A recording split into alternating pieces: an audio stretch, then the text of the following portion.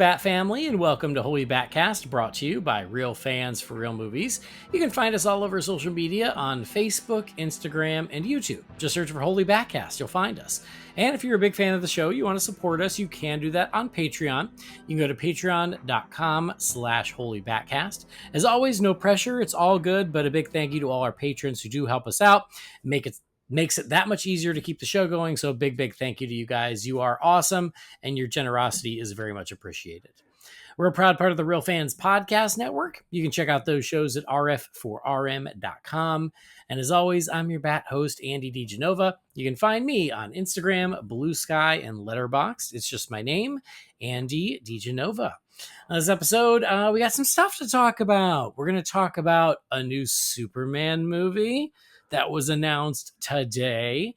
We're going to talk about the beginning of Peacemaker Season 2, and then we're going to do some emails. It's going to be awesome. And so joining me for all that fun, it's someone who has been on the show before. It's been a minute, but we've talked about him coming back, and the day has come. So it is fellow Bat fan and friend of the show, Mr. Jim Scroggs. Hey, Jim. Hey, Andy, those are very nice words. I really appreciate it being a part of the Bat family. Well, we're happy to have you, and yeah, thanks so much for making the time on what the hell day is it? Wednesday evening to talk about some geeky stuff. Absolutely, and yes, it is Wednesday evening. Depending if you're Brendan, then Lord knows what day it is. Right, I think it's Thursday morning of 1997. Oh yeah, that means some good things haven't happened yet. Right. All right. Anyway, yes, yeah, the days are all mixed up because it was a holiday weekend, and that throws things off. And I should start, as I do when there's been a hiatus, with a little apology, because it's been a few weeks since I've been behind the mic for Holy BatCast, especially. But I've been traveling, and life takes a turn. So I traveled for work, and then I traveled out to California. If you guys follow the Real Fans show, you know why I went out there, because I got to go to the Brady Bunch house. So if you haven't checked that out, you should check out the Real Fans Brady Bunch house episode and also the YouTube video. Then sadly, I lost an uncle last week. So then I had to go to Illinois for that. So, life gets busy, hectic. So, it's been a minute since we've done Holy BatCast, but I wanted to make sure we could get back, check in, talk about stuff, and I know y'all get it. Life gets busy. So, the first thing is, I'm glad that we're doing it tonight, Jim, because this afternoon we got some exciting news. We did, and you were the first person to inform me of this, so I appreciate that. Yeah, I'm glad I got to. I was like, hey. Originally, we were just going to talk about Peacemaker, which is fine. That's plenty to talk about. But James Gunn had been teasing for a few weeks now that he had been working on something else within the world of Superman. And most recently, he was on a red carpet or something. It might have been Peacemaker red carpet, for all I know. And he said, it's farther along than I think people realize, and we're getting ready to go into production. And everyone's like, wait, what? How far along is this? And today we found out. So we are indeed getting, I think it's fair to call it a Superman sequel. I remember when he's talked about it in the past, he goes, well, it's not exactly a sequel, but it certainly seems like it. But today he shared, and David Corenswet shared, that Man of Tomorrow is coming to theaters on July 9th of 2027. Less than 2 years away. That's fantastic news. And you're right. I think it definitely caught us all off guard when he said soon. And of course, many people have many different definitions of what soon actually means. So I guess in James Gunn world, it's 2 years. Well, it is, but in the world of movies and sequels, that is a really quick turnaround.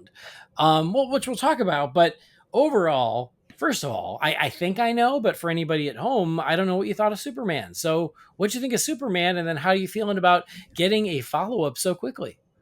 I really enjoyed it. I shared my thoughts with you as after I walked out the theater. It was a fantastic start to a fantastical era of DC films that not just myself, but I'm sure all of us have been wanting. And Corn Sweat was great. Rachel Brosnahan was great. The second she was cast as Lois Lane, I am a huge fan of Marvelous Mrs. Maisel. So when I saw that, I knew was an instant classic in terms of casting from James Gunn and Peter Mm. Safran. Uh, I also love the Righteous Gemstone, so seeing Skyler as Jimmy Olsen, like, yep, this makes a ton of sense. So yeah, it's a very good start to what I hope, and I think all of us hope, is a very long run of good DC film. Because yeah, it was extremely comic booky, extremely had a bunch of heart, and I was slightly worried going in with James Gunn and with his earlier stuff. It was what the ratio to heart to I know this is a family show, but jokes were. Right, right, right.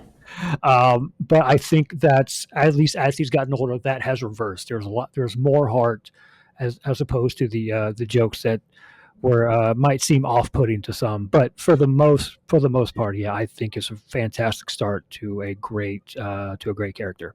Good. I'm glad you dug it. I certainly dug it myself. I paid full price for the digital copy. That's how much I wanted to watch it again. So that's commitment. I never do that. Yeah, Um, double dipping is only reserved for the highest of honors. exactly. Where I was like, well, I could wait, but I'm about to get on an airplane and I want to watch Superman, so to heck with it. And I'm like, well, also happy to help the cause and keep the new DC universe employed. But yeah, so glad you dug it. And yes, I think that we talked about it in our review of the film, but just the casting of the big three of Superman, Lois, and Lex was just, I think, spot on across the board. And you know, we dug the movie. The movie was successful, and it's crazy to me that we're going to be getting a sequel so soon. Man of Tomorrow, I think it's a great title, and July 9th, 2027. So 2 years, 2 years. So he'd already been working on it. James Gunn loves to write. The man can't stop himself from writing. So that's cool that it was pretty much ready to go, but still, like, like 2 years. It's I mean, I hope that's a good thing, as in, like, just keep riding the momentum of goodwill that has happened because of the movie. But I also am like, I hope it's not too quick, like, I hope the script is great and you are very happy with it. And it's funny because he's been saying this whole time, as he goes, nothing gets a release date, nothing gets greenlit until we're happy with the script. Totally fair. Great rule. Love it. But it's very easy to be happy with a script when you write it yourself. So it's not, he's like, you know what? I did a really good job on this script. I think it's approved.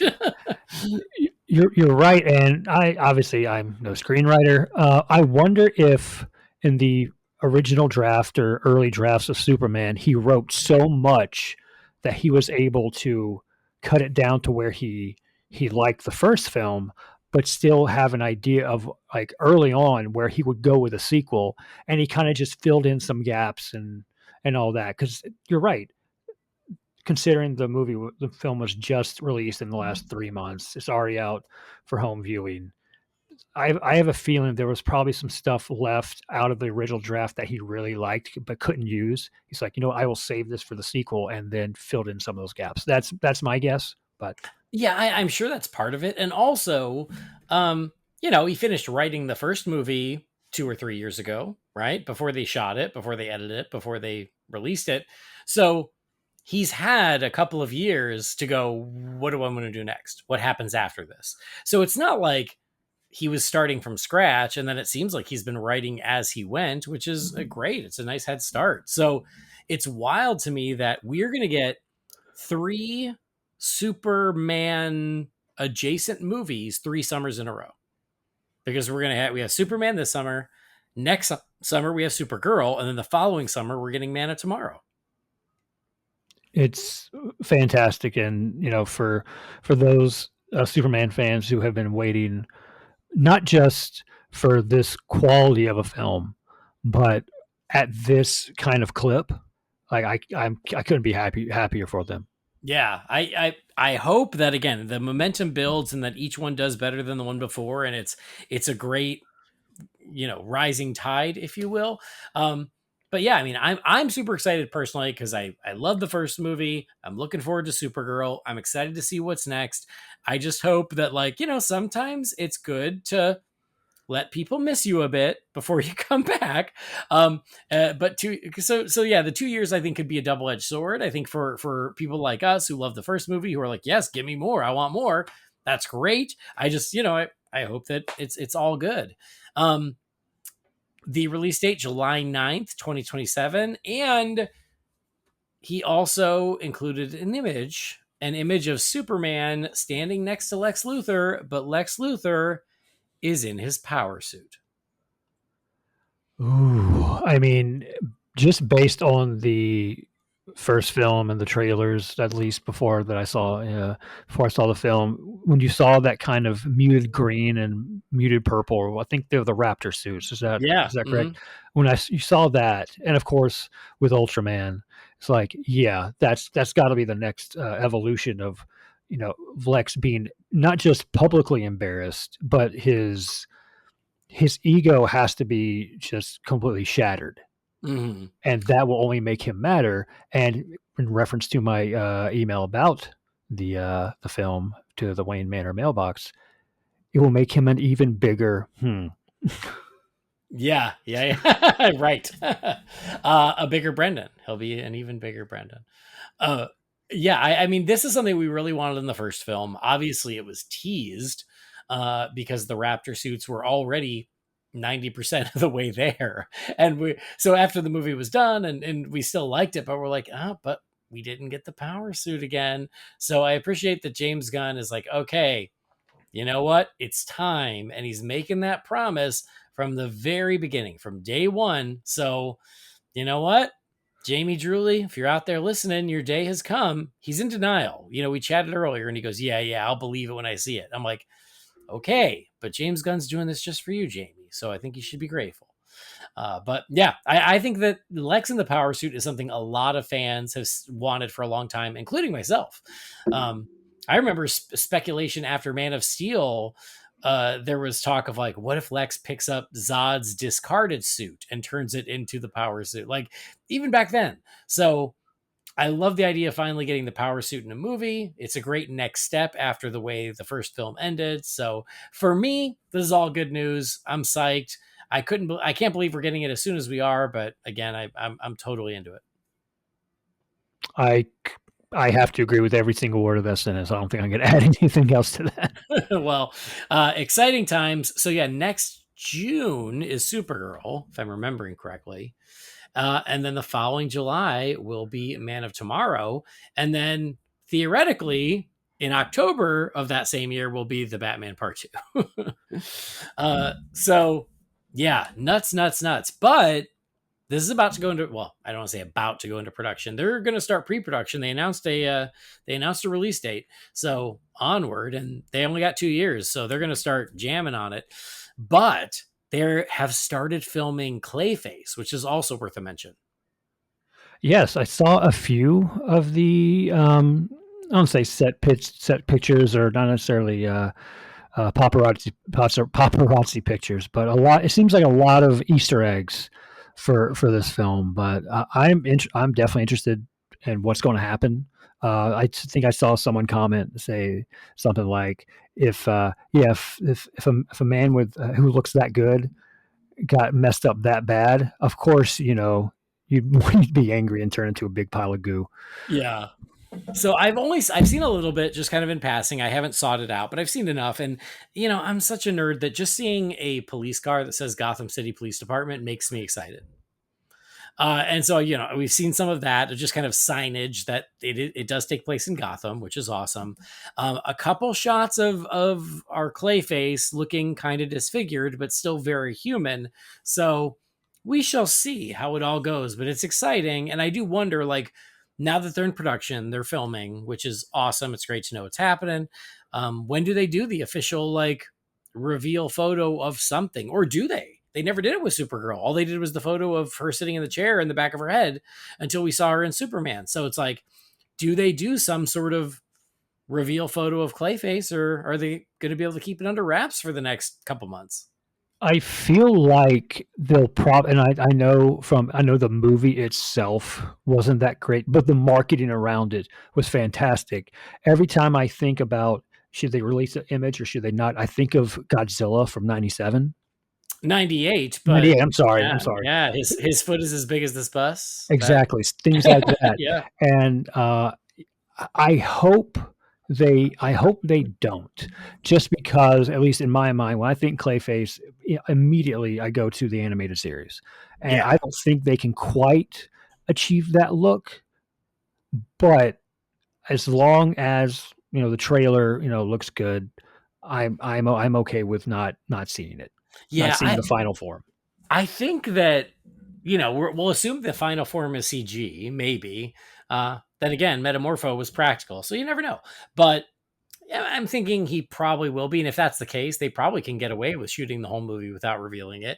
Because I do see, like, I think what you were getting at is I like the idea of getting the first tease of his final form in the trailer. Based on what we're seeing just in these set photos, and again, they're out there if you want to try to find them. There's nothing particularly spoilery other than the dude who is playing Clayface, whose name I already forgot because I don't know him from anything. He's a little disfigured. So, but just from that, it's like, oh, he doesn't go from normal guy to pile of mud overnight. It's going to be like a gradual, progression and getting worse and worse as he goes. So these pictures, again, they're not particularly spoilery, so it's fine. It'll just be interesting to see how far they go in the end. But yeah, I think you're right. I think like getting that little tease in a trailer or whatever would be really cool if they can hold on to it that long. What if they treat it like The Fly? Yeah, honestly, I think that's very apt. Is like, yeah, just him deteriorating as the film goes, until he truly becomes Clayface. Yeah, and we don't know exactly if he will be able to remake himself, much like in the goodness Cape Crusader series. I just blanked on the name, Yeah, especially with that episode. But yeah, I'm interested to see how they're going to handle this, and if the Elseworlds division will continue on past this and the Batman 2. right. And it also gives us our first glimpse in the DCU Gotham. It's just dipping your toe into it, but it counts, and I'll take it. So yeah, just an idea of kind of what this Gotham can look like, because I'm pretty sure they confirmed it was part of the greater DCU and not part of the Reeves verse. So yeah, just to start getting a taste of that is exciting. We as Batman fans, we're very much looking forward to the Batman corner of this new DC universe, and this is our first taste. So I'll take it. And again, just seeing little bits of that in these photos was enough to go, oh, cool, it's Gotham. Yeah, because I clocked the road sign in Mhm. Superman almost immediately, and I was like, "Oh, it's Oh, Gotham." immediately. Yeah. Also, I must have misspoke. I genuinely didn't realize that this was part of the DCU. I honestly thought it was an Elseworlds story. I must have missed something in an article somewhere. I don't quote me on it. I'm 90% sure.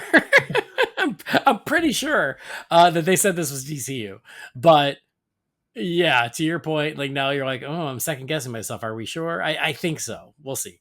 Um, but yeah, exciting. Clayface is in production, and so yeah, the DCU marches forward. Speaking of mentions of Gotham, Peacemaker gave a little name drop to Gotham. Did you notice that? I'm trying to think which episode. Second episode. Second episode. Second episode. It's literally just a line of dialogue of, "Hey, we were going to go back to Gotham." That's Uh, right. That's but, right. but again, I literally was like, "Oh, Gotham! Oh, can we go, please, please? I just want to go back to Gotham. Damn it!"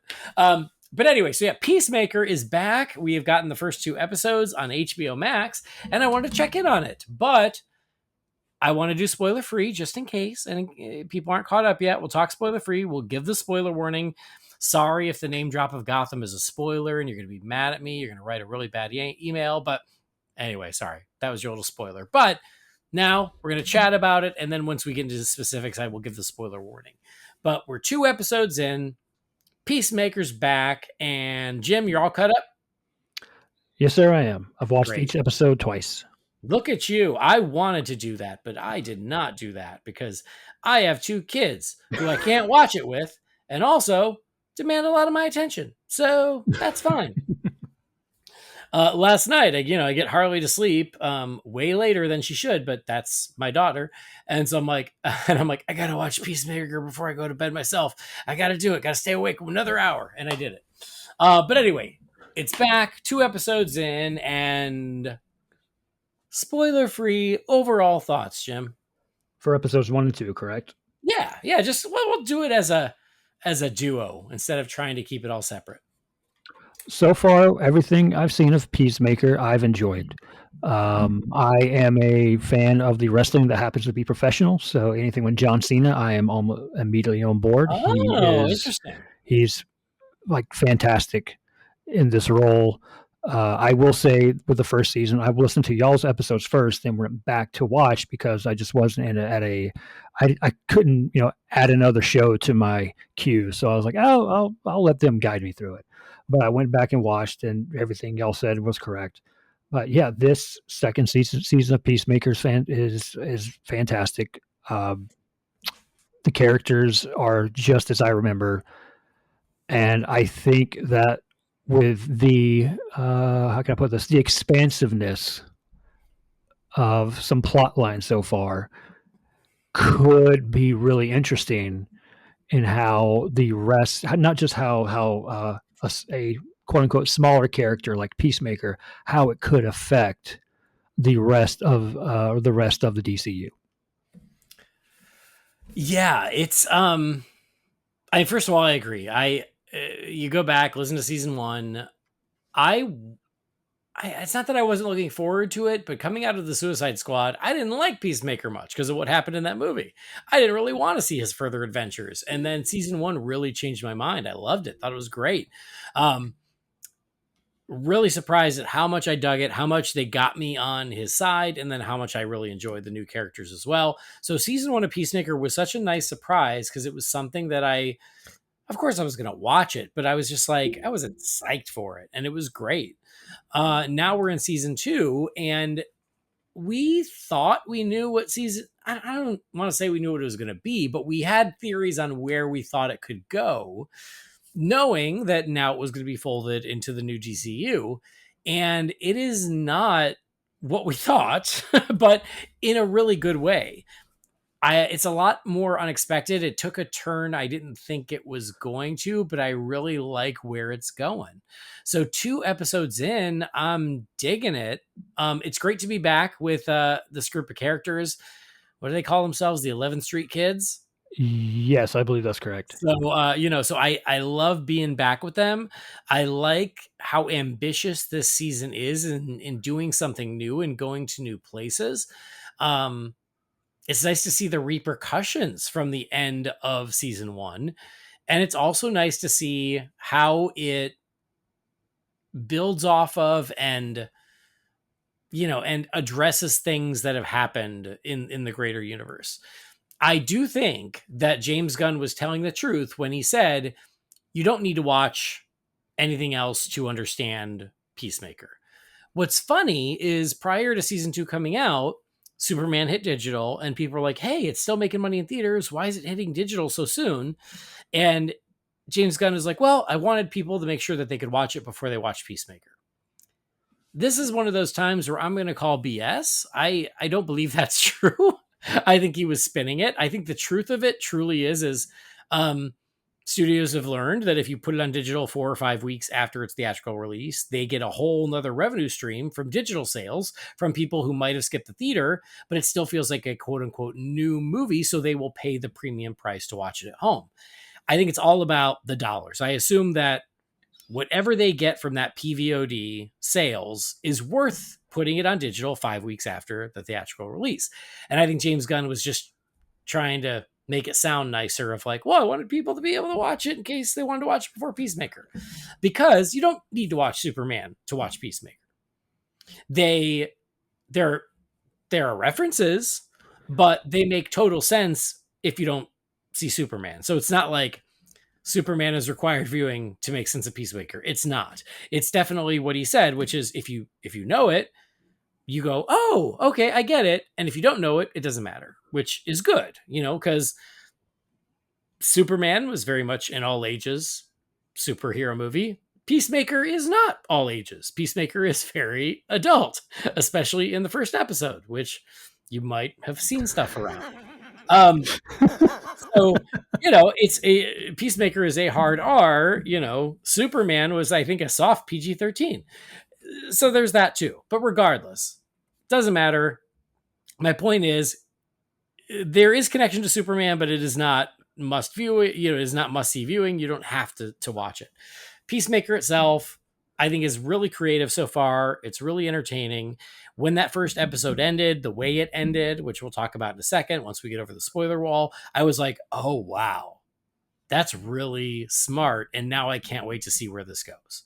And when that happened, I was like, okay, you had a really cool idea and you're doing something really unique with this season, and I'm here for it. So there are connections to the greater DC universe, which is fun, but at the same time, it's really about Peacemaker, his journey, and then that group of characters, and I'm digging that too.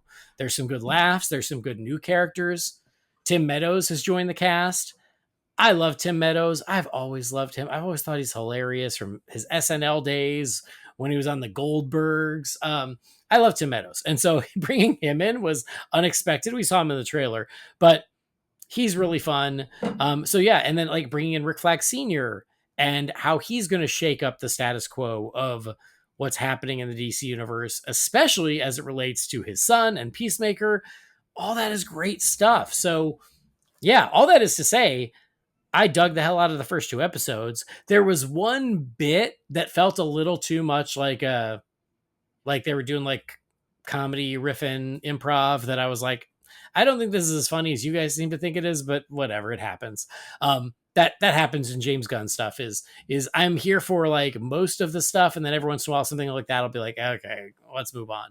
But that aside, I'm digging it. I like where they're pushing the story. There is some cool action so far. Everyone's back. Even some people we didn't think would be back are also back.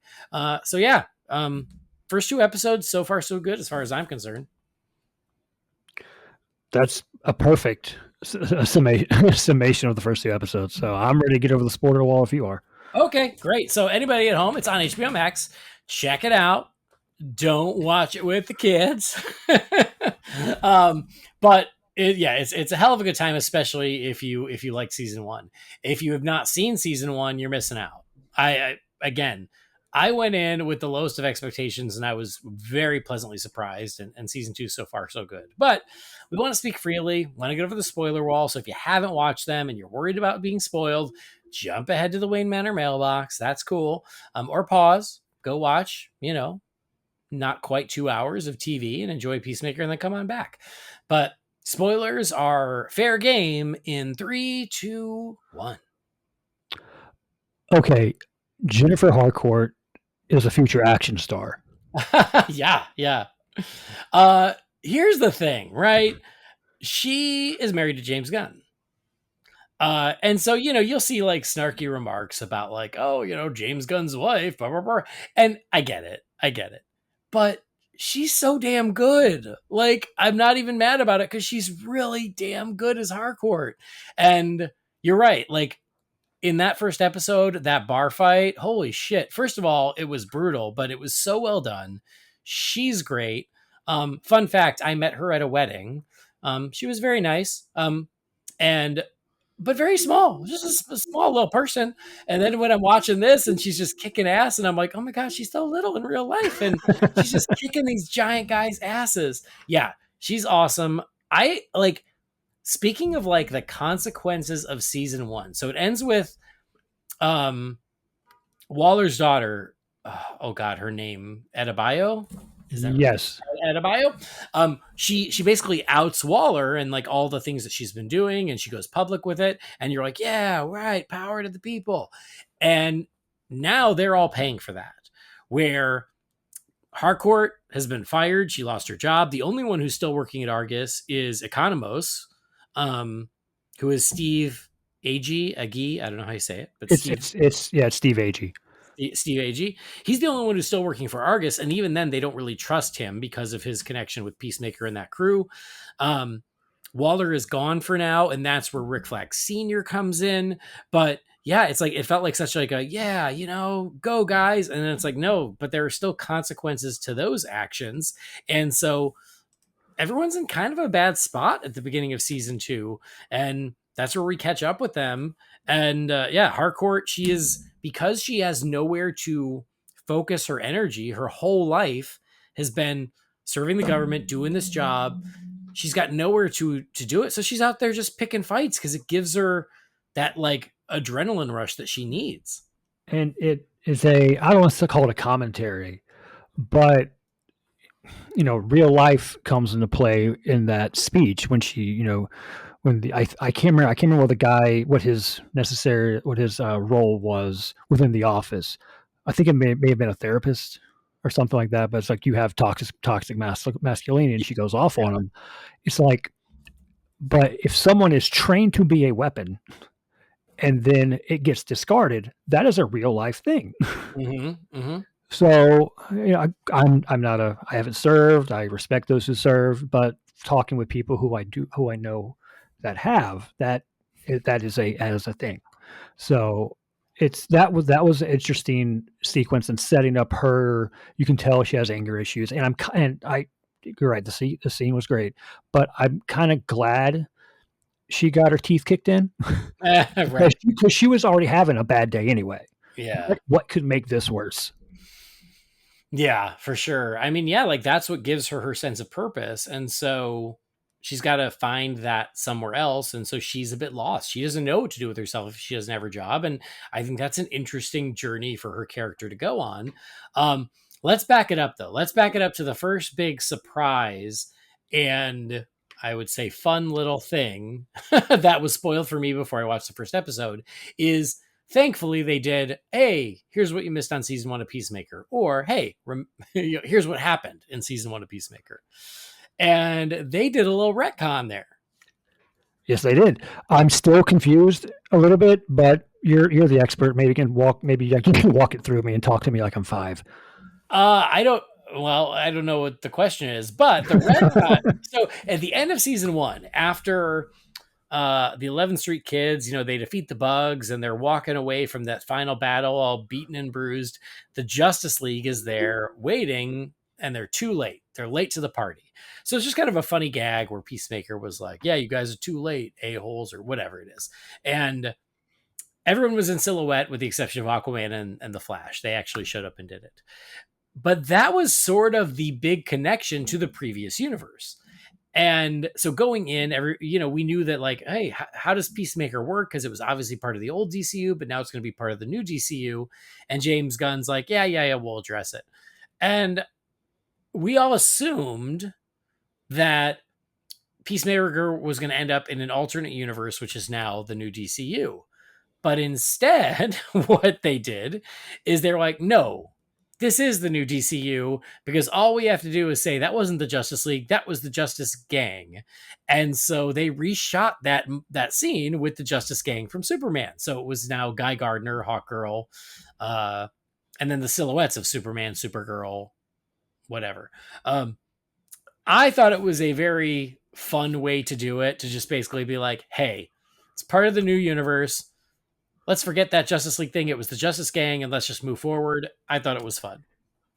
Okay, that makes sense. That's what I thought it was. Obviously I saw it, but I was like, I just want to make sure I didn't miss anything. Where I was like, okay, cool. Like this is what I think is happening because sometimes I overthink to myself. It's not like they like went back and changed the timeline. It was literally like, hey, we're in the new universe, and that was really the only thing that tied us to the old universe, and so we're just going to go ahead and retcon that real quick, and then let's not worry about it. Okay, cool. All right, that's what I thought. Like I said, I just want to make sure I will make sure I didn't miss something where it's like, oh, this is technically another universe. I'm like, wait. But yeah, okay, that sounds good. Yeah, so I thought that was fun. I was like, you know what? I'm down with that. Let's not overthink it. We're fans. It's hard for us not to, but I appreciated that like they didn't overthink it. They didn't come up with some random thing where they hop to a new universe and blah, blah, blah, blah. Like, nope, this is the universe. It's fine. You're just remembering that wrong. It wasn't the Justice League. It was the Justice Gang. So I think that's really fun. Anyway, we do go to a new universe, but it's not in the way we thought. And so this was what I thought was so brilliant about what they're doing this season is last season there was Peacemaker, there was his father played by Robert Patrick, and they had a strained relationship, but Peacemaker went to him for like equipment. Robert Patrick would like supply the helmets and new equipment to Peacemaker. And when he gave it to him, he like opens this door and they walk in this giant room with all these doors and equipment. And that's where he gets it. And it is, I had to look it up because I can never remember the name. It is the Quantum Unfolding Chamber. So it was just kind of a throwaway thing in season one. And James Gunn is like, no, I'm blowing that up and making that a huge part of season two. And I was like, that's, I think, a brilliant way to go here is like, hey, you know that thing you saw? There are way bigger repercussions of that. And let's start exploring that. And so now that Chris, who is, it's Peacemaker's real name, now that he's living in his dad's house, he has access to the quantum unfolding chamber, which has these doorways to all these other universes. And so him interacting with other universes, it's not about trying to reset the continuity of the DC universe, blah, blah, blah. It's not about that. They're going to use it to explore what's going on with him as a person and his character. And so he finds another universe where his dad's still alive and his brother's still alive. And the three of them, I guess they're a crime fighting duo, it seems. His dad didn't really seem like a kind of a crime fighting guy, but in this universe, it seems like they do mostly good things based on like the newspaper clippings and stuff. And so there's this other universe where things went very differently for him, and his brother's alive, his dad's alive, and they are all like super tight. And it gives him a glimpse of like what life could have been if things turned out differently. And that even goes further because he finds out in that universe he was with Harcourt, which is what he wants in real life. And so it's such a cool idea to be like, hey, through this door is what you really want that you could have had if not for fate.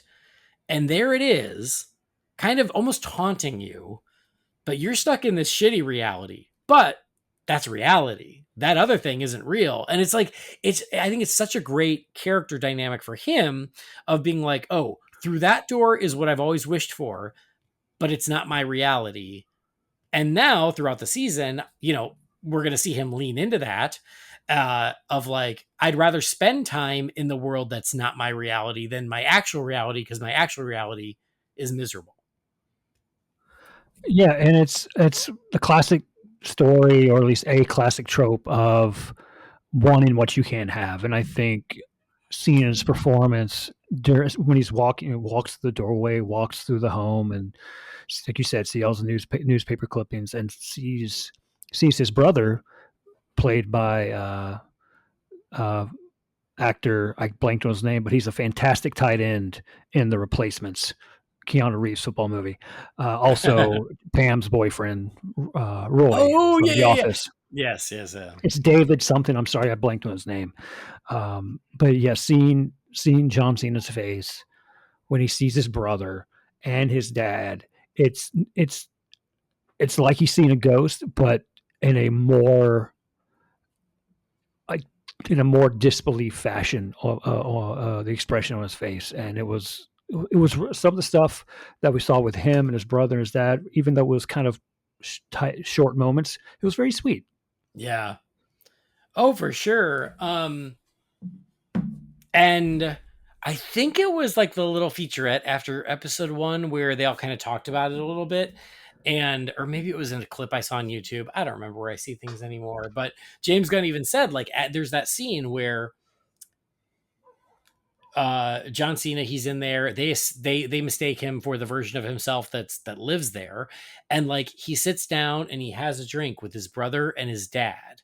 And it's just this really sweet, normal, happy moment. And it's something that, yeah, he could have never dreamed about, and it's actually happening. And so then they both leave the room and he just breaks down crying.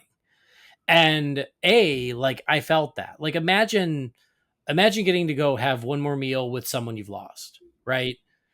Like just the emotion involved. But I think it was James Gunn was like, damn, John's gotten to be a really good actor.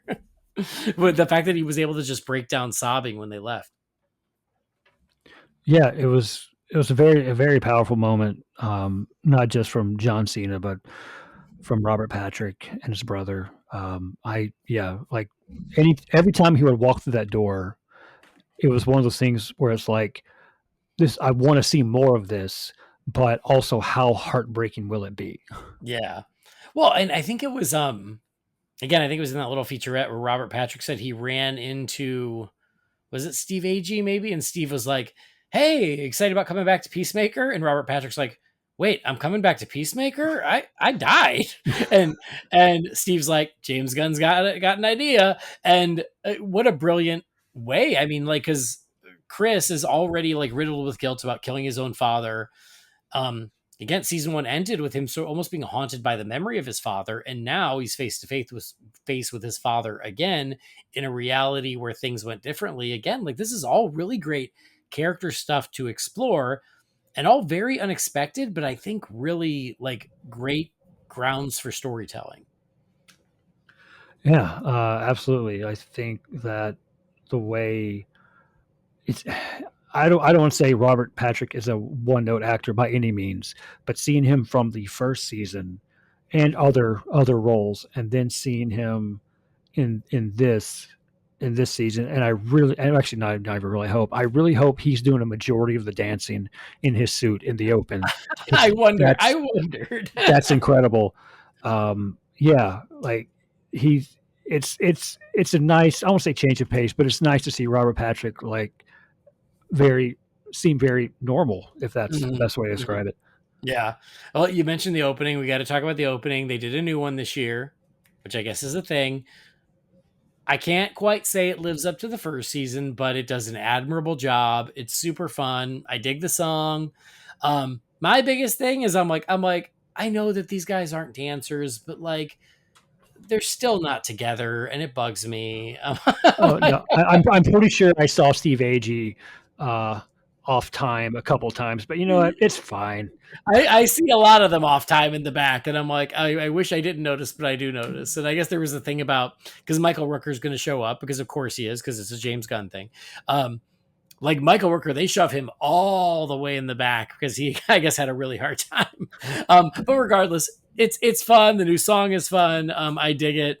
I do like the kind of it's sort of like a little flip kick that Robert Patrick's character does, but he's got the mask on, so I assume that's not him.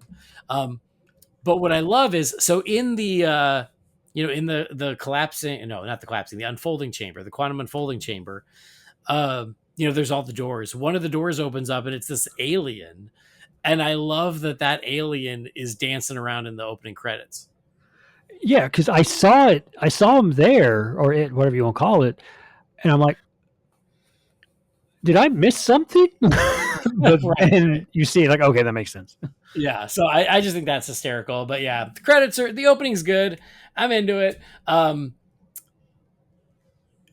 Peacemaker in the first episode, we saw this in the trailer. He does interview to be part of the Justice Gang, so we get some nice extended cameos from Nathan Fillion as Guy Gardner and Isabella Merced as Hawk Girl, and then Sean Gunn as Maxwell Lord. So it's nice to see them back. It's a pretty funny bit. I do wonder if we will see them again, but I appreciate it. Like Peacemaker, yeah, he's like, I'm ready to be a hero. I'm done being a joke, and the whole time they're just not taking him seriously at all. And so, yeah, I thought that was a fun scene, and it just makes me happy to see Guy Gardner and Hawk Girl back. Yeah, I mean, it makes perfect sense for that that kind of it's a bit of a romp in between, just in that chamber alone with Maxwell Lord, Hawkgirl, and Guy. But yeah, the back and forth between those three, and even having having Chris come in there and try to get a word in edgewise, and Right. then Yeah. the realization of, wait, how did let me just flip the switch, and that completely just screwed up their entire plan of interviewing, of trying to do discrete interviews for Justice Gang members, and of course, Guy. Everything gets thrown on Guy. He's like, "Oh, I didn't do that." He just denies everything. It was so fun. It was so perfect. And what did he say? Because they're like, yeah, what are your powers? And I think Guy goes, yeah, sucking dick. Yeah. And and then and then Peacemaker gets back in the car and goes, apparently one of my superpowers is sucking dick. Well, guess what? That's a compliment. So yeah, so Peacemaker's going through it, and he decides to drown his sorrows in a gigantic orgy. So this is the part where you're like, oh damn! I hope the kids who watch Superman didn't come and rush over to watch Peacemaker, because wow. At first I thought it was like in his mind, because he was like also doing drugs and stuff, and I was like, oh, I thought he was imagining all the naked people, but then they like cut away and someone else sees all the naked people. I was like, oh, never mind, like a big old big old bisexual orgy. And I gotta give props to John Cena, like this big manly man wrestler who's honestly been an awesome ally to the LGBTQ community. Like I feel like there are certain actors who would be like, I'm not doing that, right? But John Cena, he was down, and I give him credit. It was a scene that I was more like, you're right. Is this a dream sequence? But like, no, it's happening. And you know what? Yeah, props to him. Props to all those actors who were there in every way, shape, and form you can be. Bared it all, bared it all. Yeah, it's like, well, Superman. It ended with me wanting to be a better person, and then Peacemaker, full frontal nudity. This is what we're doing. Yeah, it was. Well, I remember in season 1 when Robert Patrick was like, he's being a jerk to Peacemaker, and he said something like, well, and you with your women and your men, and I went, wait, what? And I like had to rewind it to go, wait, like, did I hear that right? Because like I didn't know Peacemaker was bisexual. Like, I don't know, or maybe he's not in the comics. I don't know. I don't know enough about comic Peacemaker. Let me just say that. And so it's like, okay, well, they said it, but it was kind of a throwaway line. But man, they really leaned into it here. And again, full credit to John Cena for just rolling with it. Yeah, I mean, I don't know. I highly doubt they'll release the BTS footage of that sequence. But yeah, kudos to that. It wasn't just that scene. It was other parts coming up that we'll discuss. I'm like, oh yeah, no, that was very real. It was much like the parents' message from Superman. They went out of their way to tell you 3 times, no, this is real. It's really happening. Yep, that's real. Well, and I guess like John Cena said that the props guys had to teach him how to use a bong because he had never used one. And I was like, I felt that, because I'm like, I've never used one either. I would be the same. I'd be like, how do you do this? Because he's like, yeah, they had to show me because I'd never done it before, and I felt really embarrassed. TV crews are good for anything and everything, including showing you how to use drugs. I would imagine, but yeah, it was just funny. He's like, I think he said that they thought he was messing with them. And he's like, no, I literally have never used a bong. I don't know how to do this. But yeah, so like they actually put Economos monitoring Peacemaker, and whenever Peacemaker goes into the unfolding chamber, like there's like a spike in energy, and so Argus is on them, and that's a big part of the story too, of like wondering what the heck he is up to. I mentioned earlier though, the way the first episode ended, I was like, I should have seen it coming, but I didn't see it coming. And then I was like, oh shit, that's actually perfect. Is he goes back into the other world where his brother and his dad are alive, and he runs into himself. He runs into the alternate universe Peacemaker, and this results in a big fight through the universe, back into the unfolding chamber, and through the fight, he ends up killing his alternate self. Which was, I don't want to say shocking, but I'm like, oh, so that's how they, because in the trailer, you see that shot of him, who are you? And the gun's pointing at his head. I was like, oh, okay, everyone we'll get a nice little fight, or trying to figure out who is who during the whole season. Nope. Well, yeah, and that's again, like, because that was teased in the trailer, there were people, fellow fans that I talked to was like, oh, so that's what's going to happen, is whatever, he's gonna switch, he's gonna switch places, and that's gonna be the new DC universe, and that's how they're gonna deal with the continuity, blah blah blah blah. And it's like, nope, that's not what they're doing. And when he killed him, I went first, I was like, oh damn, like I didn't expect it. And then when it happened, I went, oh, that's really smart, because now what, this sets up so many storytelling possibilities for the rest of the season. So I thought it was pretty brilliant. Because we see it a little bit in episode 2, and I think we're going to see it more and more as the season progresses. Is, like I said, through that door is the life he wants, but it's not his life. But he's going to start going in there and pretending it's his life to feel happiness, because he's not happy in his own world. And it's going to be like a drug where he's going to do it more and more and more. And it's like the beautiful lie of living that life that's not his, but is everything that he wants, including, he's texting Harcourt. That's how the episode 2 ends. And he's going to have to wrestle with, like, is that okay to go live a life that's not my own if it makes me happy, versus, living my current reality, which is incredibly unhappy. And I just think, again, I think that's a really great character arc to explore.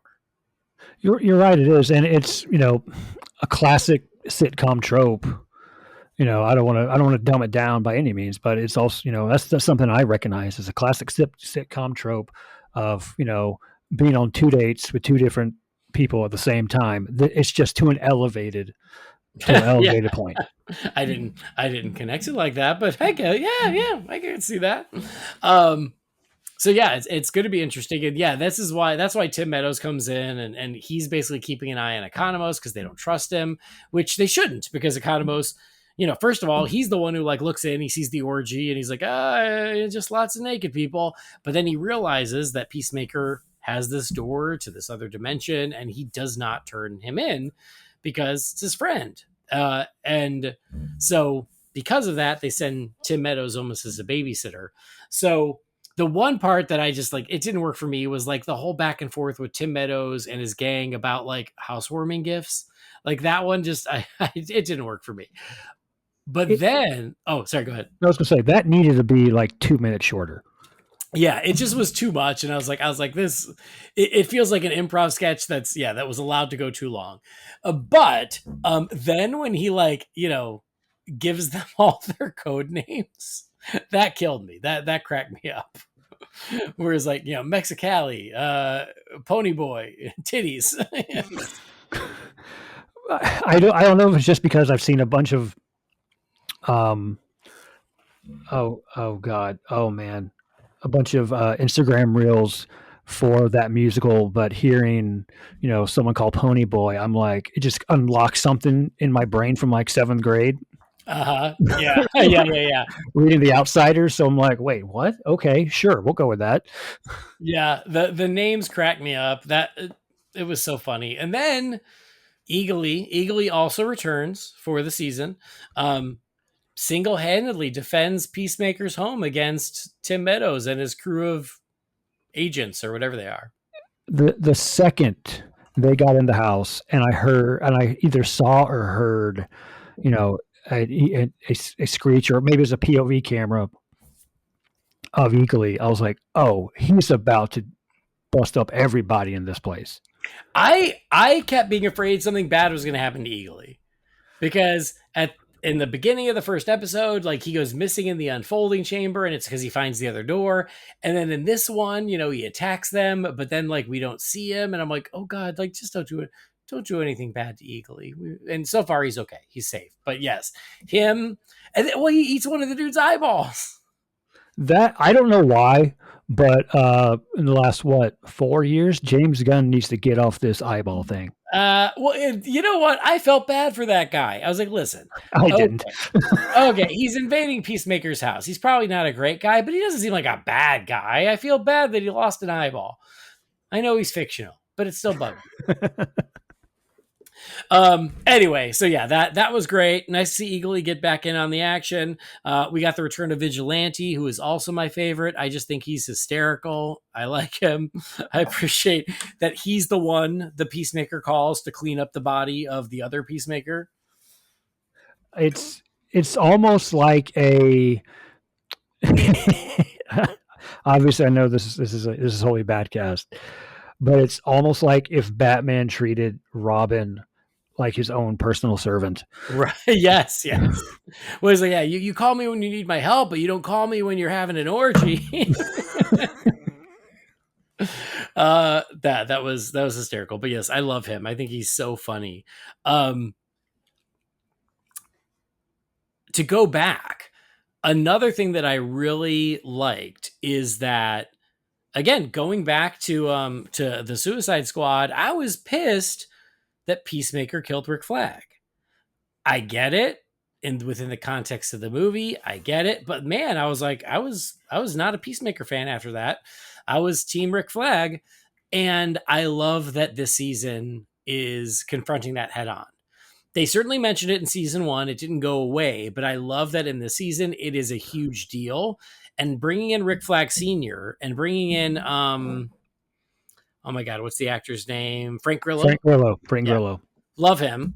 Yeah, and I love the continuity. Right now, Frank Grillo is the dude who's in like every DCU project because he was in Creature Commandos, he was in Superman, now he's in Peacemaker. He's the hardest working guy in the universe at the moment.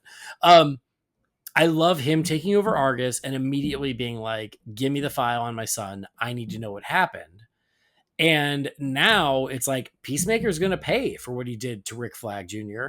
And I love that. I love that that is a death that is still carrying some weight, that there are still consequences. Not to get too far off the topic, but like that was something I always loved about Game of Thrones. I don't know if you watched it, but I loved that in Game of Thrones, like when there was a death, and there was a lot of death, those deaths were never shrugged off. They had repercussions for seasons to come. And I love that about that show. And I love that here is like, oh, that happened in the Suicide Squad. What year was that? 2021? Yeah, that checks out. 20, and I love that, like, you know what? Now it's time to pay the piper. That is something you did, and it did not go away. And now his dad is pissed. And I thought that was great. And I can't wait to see how that plays out. Yeah, it's and the way that the season is go at least we're only 2 episodes in, but the way I think the season is going to go, there's going to be one big confrontation, not necessarily a fight, but a confrontation between Chris and Rick Senior, when Rick is just going to want to just completely blow his brains out, but Rick is probably I'm sorry, but Chris is probably going to say, "I made a mistake. I'm trying to change. Help me change." But I wonder if grief and anger from Rick Senior's standpoint is going to be too much to overcome. Yeah. Because that's also a classic, I call it the misunderstanding trope, where someone makes a mistake, they realize they messed up, but the other person that it affects doesn't know that, and so they're just like hell bent on revenge, and it's like, whoa, hold on, let's talk this through. Yeah. Yeah. I mean, it's not going away, and I'm looking forward to seeing how all that pans out. But I was talking about how you don't need to see Superman to know what's going on here. Same thing with the Suicide Squad. Yes, it absolutely keys off of events of the Suicide Squad, but when that happens, they tell you everything you need to know. So if you've never seen the movie, you got it. Like they. So I think it does a great job of making sure that everybody knows what we're talking about. Like it's fun to see them managing the quote unquote homework problem that Marvel has now been wrestling with. Whether you agree with that problem or not is beside the point. But there's been a lot of conversation with the MCU over the past couple of years about homework. I got to do all this homework if I got to understand blank. And James Gunn is really trying to avoid that again, which is why I thought the whole you can watch Superman before Peacemaker. I didn't buy that. But even when there is something that keys off of the events of the Suicide Squad, they make sure to tell you everything you need to know in Peacemaker, so you're not lost if you haven't seen the movie. And I thought that was very well done, and it worked really well. Yeah, I feel like James is using what he learned and James learned what to do and what not to do in terms of building a universe, from Kevin Feige and his team at Marvel, and I think so far it seems to be paying off. Yeah, I mean we're only a couple of projects in, but so far it works, right? Like you can watch any of them on their own and they're fine, or you can watch them together and you can see where they connect, but it's just enough, and I hope that they keep that balance going. Yeah, excuse me, I'm really excited about the episode, which is probably coming out in the next 45 minutes. Oh, you're right. The new one, is it tonight or is it tomorrow? Does it come It out may, Wednesday it night? may be tomorrow. When I wake up, it will be there and it'll be fine. But yeah, it's imminent. All right, cool. So yes, season 3 is going to be here before we know it. But yeah. Anything else with episodes 1 and 2?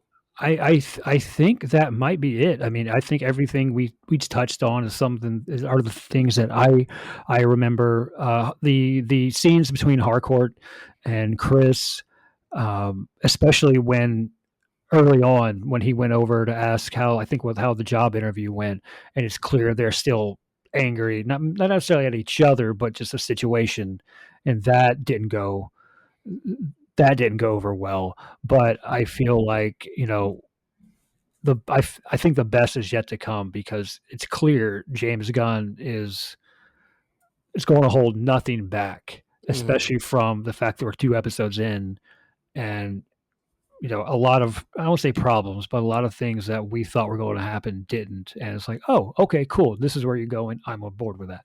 Yeah. First of all, I realized I said season 3. I'm in episode 3. Y'all know what I meant. Anyway, but yes, it seems also that Chris and Harcourt, they gave into their urges at some point between the seasons, because that's why Chris went over there and he's like, "You want to talk about anything else?" And she's like, "No, it was a mistake. It'll never happen again." I was like, "Oh, okay." So again, really, like, he wants this to happen. She does not, but there's a whole nother world where it did happen and it can happen. And I think it's all really interesting. But yeah, we'll see how that goes. And you're right. At 2 episodes in, it's really compelling. It's interesting. It's fun. It's entertaining. It's adult, but it's really good. Yeah, and I'm really looking forward to the rest of the season. So the next episode, like you said, I'll be waiting for us in the next day or two. So very cool, Peacemaker, and it's also nice to just have it, like as a something to tide us over while we're waiting for the next big thing. Yeah, before the way James Gunn is writing, we'll probably have an Aquaman movie in 3 years. Like what? I'd be okay with that. Like let's keep it coming. We're ready for it, but very cool. So yeah, first 2 episodes of Peacemaker, so far so good. Been having a great time with it. Looking forward to what's next. And oh, that's what I was gonna say is I think it was teased for the next episode. Is looks like he's gonna be going on a ride on like a Peacemaker bike over in the other universe, and I'm like, that looks pretty damn cool. And I will say, like, that's something that Peacemaker season 1 did. I think season 2 is going to do it as well. Is they do a really good job of balancing the humor, the action, and also like the superhero ness of it all while telling a compelling and interesting story. So, yeah, I'm excited to see all of that and more as we get through the season. Absolutely. Awesome. All right. Well, Peacemaker season 2. Hope you guys are digging it too. Really enjoying it. But because it has been a few weeks, I got emails. So it's time to check in with you, fine feathered finks, and crack open the Wayne Manor mailbox. It's time again for the Wayne Manor mailbox. You've got mail. Derek. What is a letter for me? Maybe temporary. She wrote a letter. You're one hell of a messenger. Sizzle, Master Wayne. All right, first email here. It's from Benjamin David. It says, "Hey, Batcasters. Thanks so much for taking my episode idea for the Superman Batman the Animated Series crossover. I feel honored. Your show rules, and those reviews were fun as ever. My question. I was just talking with my friend about how shockingly bad the movie Justice League Warworld is. I can't speak for Jamie or Brendan, but Andy, I know it was in your worst movie list for 2023. Anyway, my friend said he was a fan of Mongol and Warworld prior to the movie, whereas I was not. Regardless, we equally hated Mongol's portrayal in the movie and got to thinking, what would a good version of that movie look like? Warworld was the first official Justice League movie of the Tomorrowverse, and it's barely even a Trinity movie. I'd at least want to see the Trinity do battle in a Gladiator event Warworld in Gladiator event war. In the Gladiator events Warworld is famous for, or I don't know, a single exterior shot of Warworld. The entire place looks like the interior of a spaceship. In other words, please put lipstick on the pig that is Warworld. Keep the summer bat signal lit, Benjamin. Thanks, Benjamin. And there you go. Well, thank you for the episode idea for those animated crossovers. Those were super fun. So thank you.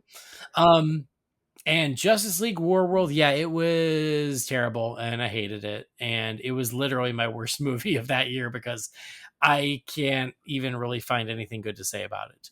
But I think you're right. Like, I want a Warworld movie. I want a movie where Mongol picks up the Justice League or the Trinity, brings them to Warworld, forces them to compete in the Gladiator events, and then they stage a coup to take the Warworld back, free the other people who were imprisoned there, and defeat Mongol. That was the movie I wanted. That's the movie that we should have got. Why they did what they did, I still don't know. But my God, I'm sad that I even own it. Jim, I don't know if did you watch that one? I have not, so I don't know how much I can contribute to this, but I agree with everything you said. Don't watch it. I'm telling you now, save it. Life's too short. Please don't watch it. Yeah, it was bafflingly bad. All right.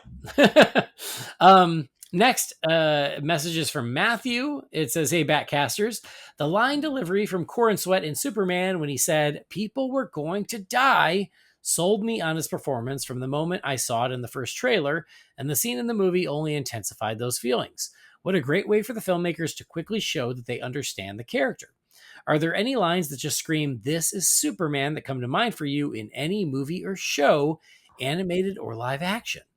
The Dark Knight is still at the top of my list for best movie-going experiences ever, but I've never felt such elation leaving a theater like I did after Superman. Thanks as always for the awesome show.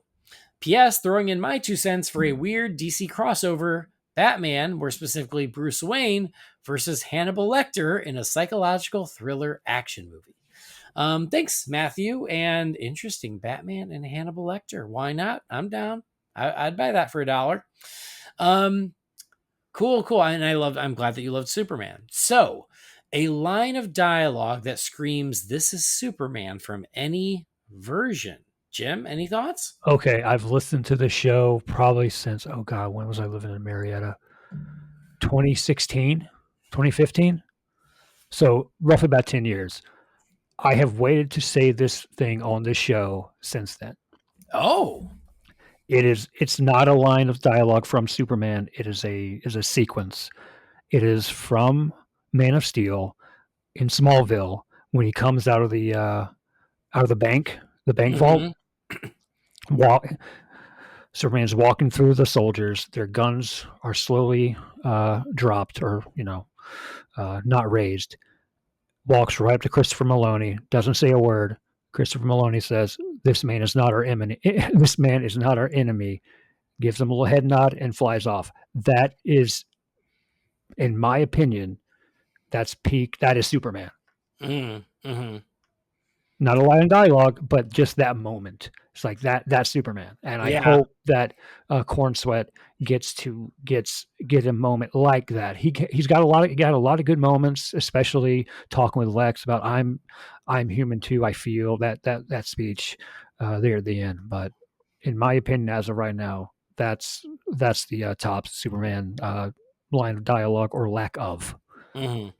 Yeah, it's a great moment. I love that one too. So it's a good call. Yeah. I definitely think that Corin Sweat's little monologue at the end of Superman about how he is human, I think that that's amazing. And I really love that. Oh, I'm trying to think of other examples. I call me old fashioned, but I like in Superman the movie when he says, "I'm here to fight for truth and justice in the American way." I love in Superman 2 when he says, "General, would you like to step outside?" I talked about that when we talked about our favorite Superman moments. So those are the ones that come to mind offhand. I'm sure there are more. I'm sure there's something from Superman and Lois that was amazing, but I can't remember it right now. But yeah, those are the ones that come to mind in the moment. I love the moment in Superman Returns when he says, you wrote that, you don't need a savior, but every day I hear everyone calling for one, or something like that. But I think that's a really great moment in that movie. Even, I talked about, I don't always love that movie, but I think that's a really great moment. So there's a few of them that come to mind with little to no preparation. All right, next email. It's from Chris, the Objective Geek. It says, "Hey, Holy BatCast crew, hope all is well. Who would you like to see direct Batman the Brave and the Bold? If I was a betting man, I would say weapons director Zach Krieger will be tapped, while I would like to see James Wan. Number two, my feelings on BVS have changed drastically since its release. I was first confused by it, but liked it, and then I semi-loved it, and now I'm meh on it. I think it's fine, but it's a very flawed film. Have your opinions ever substantially changed on a superhero film for better or worse? Keep up the great work, Chris." Thanks, Chris. All right, first question. Who do you want to see direct The Brave and the Bold, Jim? Okay, let's see here. I'm trying to think of the way that the universe has been established. You have Gotham. It's obviously not going to be as bright as Metropolis. The weapons director, that's a solid choice. I'm trying to think of if anyone better, but let me see. I can tell you right now, it feels like, and if this, man, I'm a little blank at the moment. That's all right. Think about it. Yeah, I will say, Chris, James Wan. I mean, I love that choice because I love James Wan. You all know that. He's my man. And so if he wanted to jump to Batman, I'd be all for it. Someone I've wanted to do a Batman movie, and God, I think I wanted him before BVS, I think. But now the job is, might be available again. Brad Bird. I think Brad Bird has a great Batman movie in it. Oh, that's pretty solid. That's a really good call. I still think Andy Muschietti would be great if that's still in the cards. I would be all for it. I really loved what he did with Batman in The Flash. And just because I mentioned Brad Bird, the other one that I just thought of was Christopher McQuarrie. The Mission Impossible movies are over. He's got to do something. And I know that he wanted to play in the DC sandbox before. And I think that he could also make a really cool Batman movie. That popped in my head right after you said Brad Bird. So I'll go with that, because I remember McQuarrie and was it Henry Cavill? They kind of had something. Yeah. I do want to see what his Gotham would look like, considering how expansive the Mission Impossible films are. Yeah. I don't think it would get quite the budget of it, but I still think he could do a lot more with less. Well, yeah, by comparison to the Mission Impossible films. Yeah. Yeah. So there's some options. As for a superhero movie where your opinion has substantially changed. Oh yeah, of course. I mean, the theatrical cut of Justice League is a big one. I walked out from that movie like being like, "Oh my God, it was great. It was great." You can go back and listen to the episode. Obviously, my feelings have cooled since then. I still don't hate it. I still think there's a lot to like in it. But obviously it is a messy movie and time has not been kind to it. So that's a big one. And another one, a more positive example, is Blue Beetle. So when I saw Blue Beetle in the theater 2 years ago, I really liked it. Go back and listen to that episode. But I've revisited it, and that's a damn good movie. And I think it deserves far more credit. So that was a movie where I walked out going, yeah, that was good. And the more I've revisited it and thought about it, I was like, no, Blue Beetle's great, and it deserves some love. What about you, Jim? Anything that's like your mind has changed over the years? Yeah, I want to make sure I don't break kayfabe. Only DC, correct? Is that? He said superhero movies. So that's what I thought. Okay, Man of Steel. As I got older, I realized, yeah, I enjoyed this more than I initially thought. Same thing with Justice League, the theatrical version. I remember walking out of Suicide Squad, or the Suicide Squad, whatever the first one was. I was like, that wasn't so bad. Then I watched it a few times at home, like, I stand corrected. Uh, Well, it's because of like all the mess with air and yeah. all that kind of left a bad taste in my mouth. Full disclosure, I am a Marvel guy, but I do think that a movie that probably wasn't well received um, at the time that I still enjoy, Multiverse of Madness. Oh, interesting. I enjoy it. Okay. Maybe it's because I love Sam Raimi films. All right. Well, another one, and I've talked about this on Real Fans. I think I did last year. The first X-Men, Bryan Singer's X-Men. When it came out, I loved it because I was just so excited to have an X-Men movie. And the more the years have gone on, the more other superhero movies have come out, the more I'm like, man, that movie, it's not that great. it's okay, but it's, I stand by what I said on Real Fans, which is feels like a TV pilot. Doesn't feel like a movie to me. You're right. But yeah, that was one. And again, it was like kind of like talking myself into loving it because I was like, we finally got an X-Men movie. I'm just going to take what I can get. And then over the years, it's like, no, y'all could have done better. Anyway, we got X2. So, I mean, that's true. And I still think X2 is arguably the best one. I'll end with the two DC films. Batman Begins. I remember when that was relaunched or rebooted. Mm. I thought the title was kind of weird, but as I got older, I'm like, wow, this is much better than I remember, or at least I probably should have given more credit. The other one was Batman and Robin. Oh, okay. Because if you look at what Schumacher attempted to do, he did what he attempted to do. Yeah. So I've got a little reverence for it as I've gotten older. It's like, you know what? If you go in knowing this is what it is, it's good. No, all right. Okay, that's kind of the hottest take of the night. Although I'm not, I don't even disagree with you. Like the two Schumacher films, I have definitely like just sort of accepted them for what they are over the years of being like, you know what, they're silly, but they're colorful, they're fun, they're ridiculous, and that's okay. All right. Next email here is from Ren. It says, "Hey, Bat Brothers, hope all is well. First of all, happy birthday, Andy. Continued blessings and many happy returns." Well, thanks, Ren.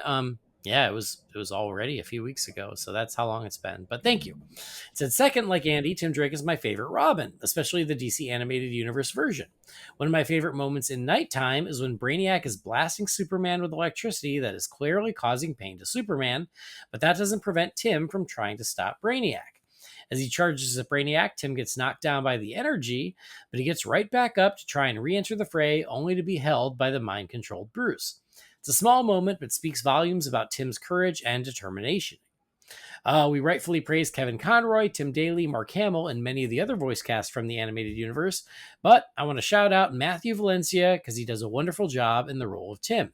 He balances the childlike exuberance, focused drive, and the angst that the character really well, which gives his Tim so many entertaining and profound dimensions.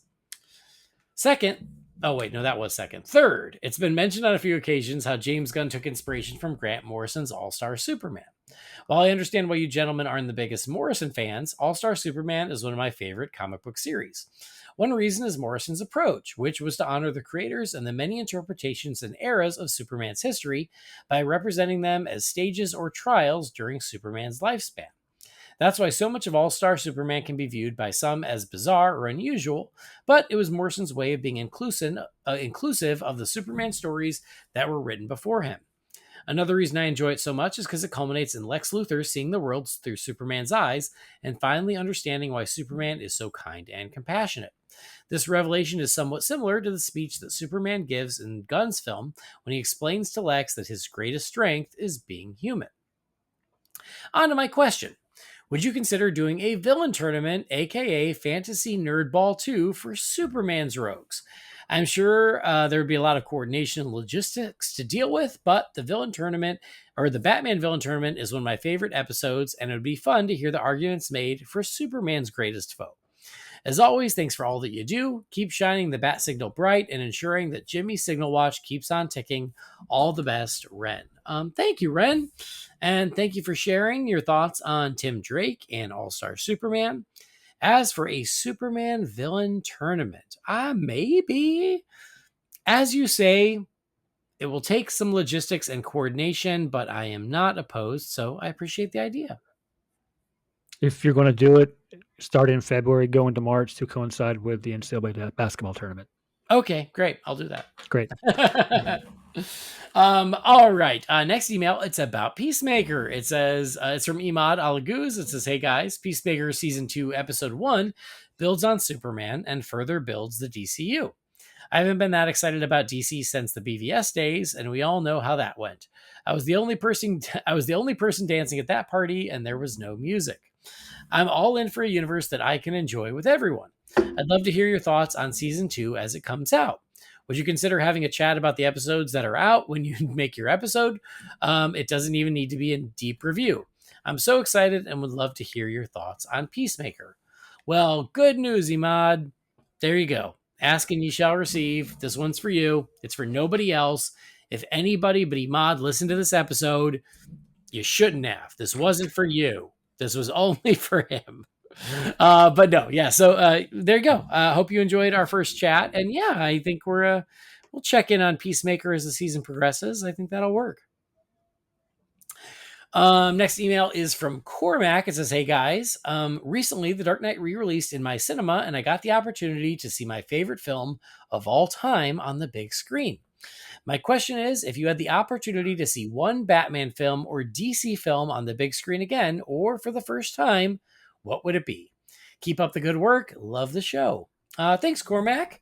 Well, it's a good question. So, if you had a chance to see a Batman movie on the big screen or for the first time again, Jim, what would it be?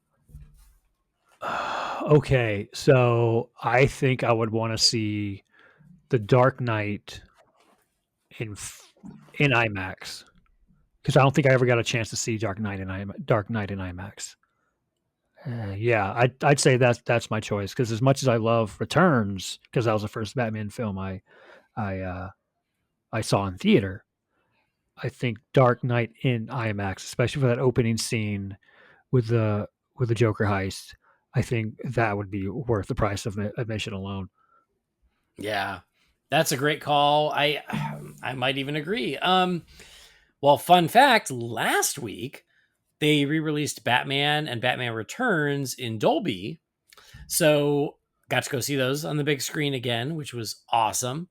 I mean, here's the thing. I've seen every Batman movie on the big screen many times, and even many of them long after, their initial runs. So like over the years, I've been able to go to special screenings of not only Batman, Batman Returns, Batman Begins, The Dark Knight, but also Batman the movie from 1966 or Batman Mask of the Phantasm. So I don't have like an easy answer for that because I've been able to do that. But I do think like to see it for the first time again and in IMAX, I would say The Dark Knight.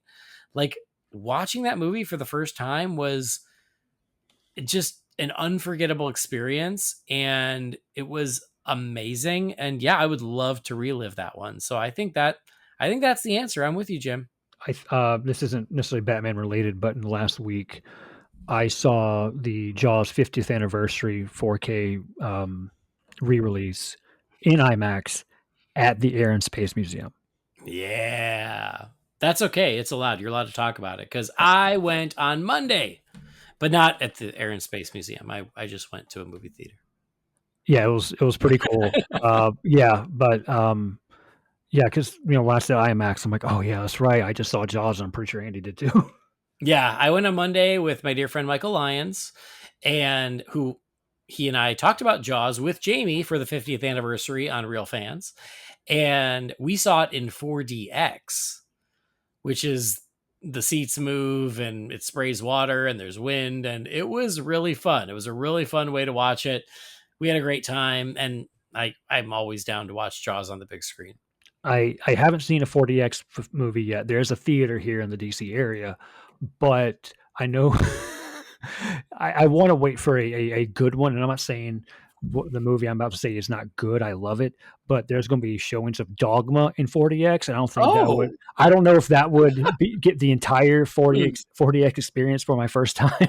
Yeah, interesting. Yeah, I feel like it's got to be the right movie, and it should also be a movie you've already seen because it was great watching Jaws, but I've seen Jaws 1,000 times. So, but if you were watching a movie for the first time, I feel like you would miss a lot because it could be distracting. So, like if they were to re-release Twister or Twisters in 40X, I would go back for that. But anyway, yes, seeing Jaws for the 50th was awesome. I'm glad you went too. Everyone who's cool went. I saw a lot of people go, which was awesome. And it made like almost $10 million this weekend because of the re-release, which was cool. That's fantastic. Yeah, it came in at number 2, which was super cool. All right, one last email, and then we're caught up. So exciting. This is from Weston Craig. It says, "Hey guys, I read through all the comic book recommendations that you gave me, and I thought I would share my thoughts." So yeah, I guess sometime in the recent history, Weston asked us for recommendations, and let's see what he says. First one, Armageddon 2001. I'd heard a lot of complaining about this event online, and I was surprised by how much I liked it. Wave Rider was cool, and I liked the twist at the end. I won't spoil it for anyone who hasn't read it, but I think it holds up better than people give it credit for. I'll just take these one at a time. I didn't know people didn't like Armageddon 2001. Is this one that's maligned by the fan community and nobody told me? I didn't know. I loved it, but I read it in real time back in 1991 and I was obsessed. But I'm glad you dug it. It's super fun. It's a great time. Glad you dug it. But yeah, I didn't know it was considered bad. Well, anyway. He says Doomsday through the death and return of Superman. This is a classic. Rereading it, I was surprised how long I was waiting for Clark to come back and how epic the return was. Oh yeah, that's a journey. That's like over a year of comics. I can't remember how long, but that's so much reading. But yeah, historic. Glad you dug it. The Robin miniseries. I've heard good stuff about this era of Tim's Robin, mainly from this podcast. Yeah, that's us. It didn't disappoint. The stakes felt really high with the Joker and without Batman. I will definitely be reading more of this era. Awesome. Love to hear it. Yeah, Robin and then Robin 2, those two miniseries, two of my all-time favorites. Jeff Johns' Green Lantern. I read it multiple times. And again, after your recommendation, it will always be the definitive GL run and a definitive DC run for me. Awesome. Great. Dark Knight, Dark City. This was amazing. The vibe is awesome. It makes the Riddler feel intimidating. The Bat spirit felt like unintentional foreshadowing for the Dark Knight's metal event that came out a few years later. That came out a few years ago. It makes this feel even more connected to Batman lore. Yeah, Dark Knight, Dark City. Super cool. Batman Year 2. I love the scythe hands on the Reaper. It somehow feels like a He-Man villain action figure. Yeah, I could totally see that. And then Justice League versus Godzilla versus Kong. My favorite was the art, but I was surprised by how well written it was. Thanks for the recommendations, guys. Weston. Thanks, Weston. First of all, we're honored that you took our recommendations and you read them. And it sounds like you at least enjoyed them all, which makes me feel good because I would have felt horrible if we'd have recommended something and you're like, this sucked. Your next recommendation is the entire run of Blue Devil from the 80s. So do that next. Anyway, Jim, I don't know if you have any thoughts on any of these stories or anything else. I'm sure they're fantastic pieces of work. Well, yes, they are. Yeah. All right. Cool. Well, there we go. We're closing the Wayne Manor mailbox. If you've got something for the Wayne Manor mailbox for next time, you can send that to Holy BatCast at rf4rm.com. But that'll do it, Jim. Thanks again for hanging out. Thanks for watching Peacemaker. It was good chatting with you tonight. Oh, of course. Thank you for having me. And I'm anytime I get the bat signal coming my way, I'm like, yes, I will find a way to make this work. Well, it's appreciated and always happy to have you and hope you're doing well. But is there anywhere that the folks at home can find you, can follow you, any of that stuff? You can find me on Blue Sky. It's my name, Jim Scroggs. Instagram, JH Scroggs. I read Twitter. It's football season, so that's where some of my a lot of the information is right now. At Jim Scroggs. That's pretty much it for that. Awesome, cool. Well, again, always great to have you. Thanks for being part of the family. So everybody out there, go follow Jim where you like. I already told you where to find me, but since we're chatting, it is September. Happy fall. And because the fall is upon us, please do go give a follow to the Real Fans Show, because that's when we really start doing our holiday viewing and our holiday episodes between September and December. So, yep, there's going to be fun stuff coming there. We're already starting to plan some of those seasonal offerings. But then here at Holy BatCast, we'll have more. Lots more stuff to talk about as we continue learning more about the DCU, and I know we'll get more news, and I've got some cool ideas for new episodes. We just got to get it on the schedule, which we will. But for now, we're wrapping it up. Thank you guys for joining us. Thanks for downloading or streaming the show. Please do follow or subscribe wherever you get your podcasts. Also, if you want to support us, something you can do, doesn't cost a penny, but it really does help us out. Leave us a review. A 5-star review is awesome. It makes us feel good, and it helps more people find us. Again, find the show on Facebook, Instagram, and YouTube. Just search for Holy BatCast. If you got something for the Wayne Manor mailbox, that email address, again, is holybatcast@rf4rm.com. Our theme music was created by the talented Gaurav Venkateswar. You can find his work at gvtunes.com. And that'll do it. On behalf of Jim, I've been Andy. Thanks for joining us. We'll see you next time. Same bat time, same bat channel.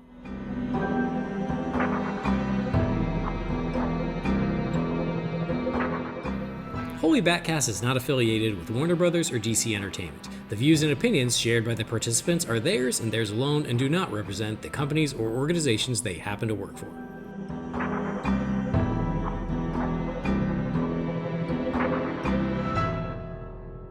Is it weird that I was doing the Wayne Manor mailbox theme in my head? Not at all. It means we did our job if it's in your brain. Shout out to Gaurav. A letter for me.